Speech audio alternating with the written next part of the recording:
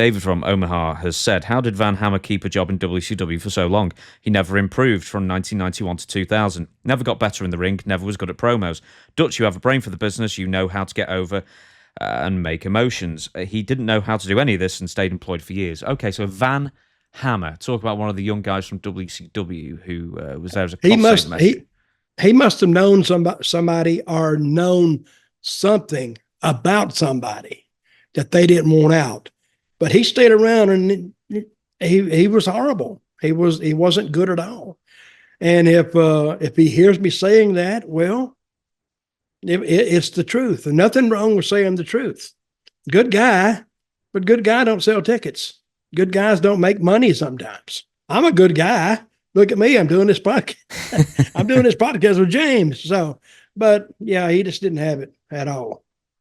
Okay. When someone say he doesn't have it, what exactly does someone, or at least in his case, what did he, I mean, he had the look. We know he had the look. That's obviously why he was hired. A nice hair, tall enough. So what did he not have? What could he not translate? Personality. And I don't think he could talk. He couldn't deliver a promo in a form that, sometimes when people talk, you feel something for them. This is still an emotional business. When you see somebody, you have a yes or no button of whether you think this guy's likable or not, automatically. Or like, and I've heard this, a guy walking the ring, I don't like him.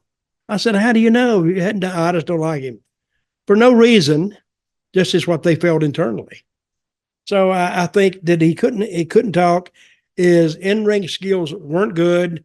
And I don't know if you could tell a story about him. He's a big guy. How tall was he? 6'5"? I don't know. Yeah, something like that. He was well built. Yeah. I don't think it helped that he had a guitar that he brought to the ring and never played.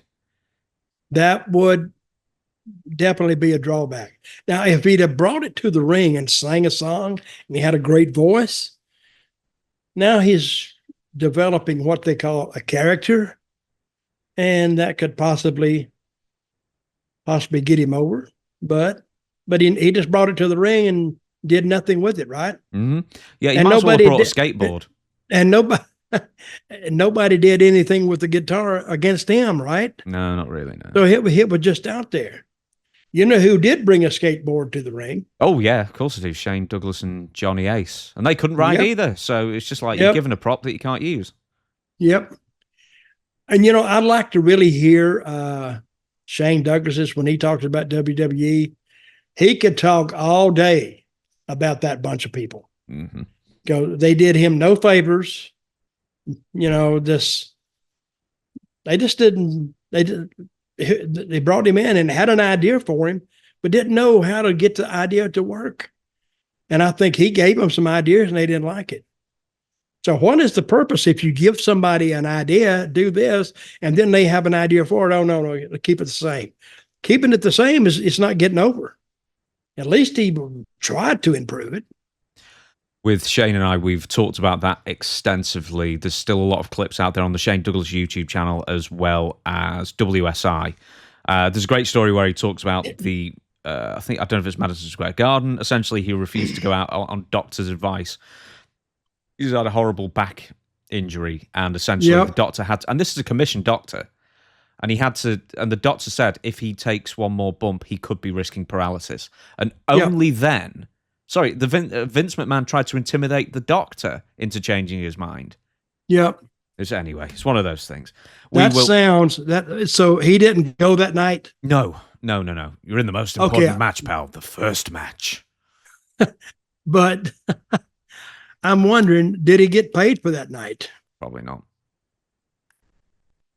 Yeah, WWF, the old group, they made a bunch of mistakes, and if you had a legal counsel to look at their contracts, they were invalid to begin with.